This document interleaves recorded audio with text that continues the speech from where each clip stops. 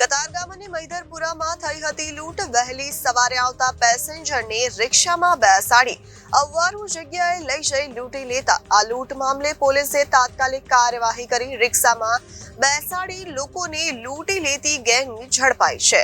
કતારગામ અને મૈદરપુરામાં થઈ હતી લૂંટ। વહેલી સવારે આવતા પેસેન્જરોને રિક્ષામાં બેસાડી અવારું જગ્યાએ લઈ જઈ લૂંટી લેતા લૂંટ મામલે પોલીસે તાત્કાલિક કાર્યવાહી કરી હતી। રિક્ષામાં બેસાડી લોકોને લૂંટી લેતી ગેંગ ઝડપાઈ છે। મુખ્ય આરોપી ઇમરાન સામે અગાઉ 27 ગુના નોંધાઈ ચૂક્યા છે।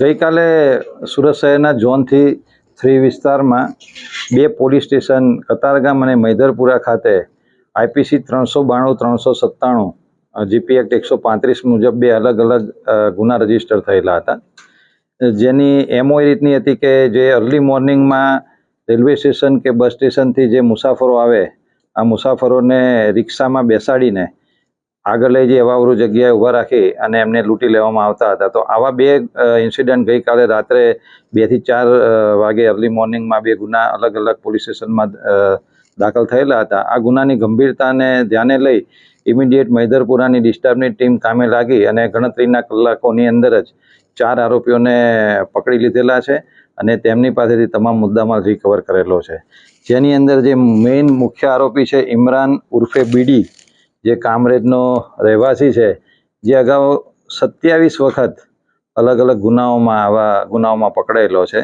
તે સિવાય એક સગીર વયનો બાળક પણ છે। એ સિવાય ઉધના ભાટેના વિસ્તારનો રહેવાસી અસલમ બોબડો અને બીજો એક નજામુદ્દીન શેખ, આમ કુલ 4 ઈસમોને અટક કરેલા છે।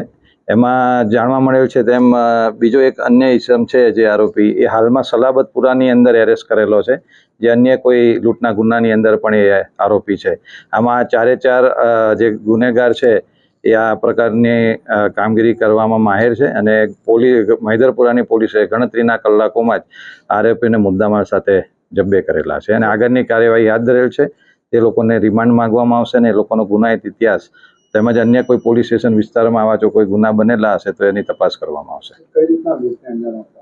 આ લોકો પેસેન્જરને બેસાડતા ઓલરેડી એમની ગેંગના જ માણસો રિક્ષામાં જોડે બેસી રહેતા હતા અને રિક્ષા આગળ લઈ જઈ અવાવરું જગ્યાએ ઊભા રાખીને ચપ્પુ બતાવીને એમની પાસે જે કંઈ મુદ્દામાલ હોય એ લોકો લઈ લેતા હતા। તો ગઈકાલે જે 2 બનાવ બન્યા છે એમાં જે મૈદરપુરામાં દાખલ થયેલો છે એમાં સોનાની બુટ્ટી, એનું બ્રેસલેટ, એની ઘડિયાળ, રોકડ એમ કરીને 1,48,000નો મુદ્દામાલ એ લોકોએ લઈ લીધેલો હતો અને કતારગામની અંદર એક મોબાઈલ અને 4,000 રૂપિયા એમ 9,000 રૂપિયાનો ગુનો ત્યાં દાખલ થયેલો છે। એટલે આ લોકો એકલ દોકલ પેસેન્જરને રિક્ષામાં બેસાડી અવાવરું જગ્યાએ ઊભા રાખી અને ધાક ધમકી આપી ચપ્પુ બતાવી અને પછી લૂંટી લેતા હતા। આ એ લોકોની એમો હતી। સાહેબ, આ કઈ જે મૈદરપુરા વિસ્તારમાં જે લૂંટ કરવામાં આવી છે તેને ચપ્પાના ઘા પણ મારવામાં આવ્યા છે? ચપ્પાનો ઘા નહીં, એટલે જ્યારે એને ગળે ચપ્પુ મૂકીને માગવામાં આવ્યો અને પ્રતિકાર કરતા એના પગ ઉપર એને ઘસરકો મારેલો છે।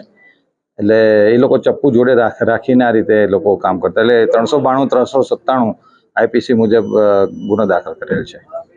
કતારગામ અને મૈદરપુરામાં બંનેમાં આ આરોપી છે? હા, બંનેની અંદર આરોપી છે અને કદાચ સલાબતપુરામાં પણ કદાચ ગુનો દાખલ થયો છે જેની તપાસ ચાલુ છે। Reporter Arvind Rathod, Janadesh news, Surat.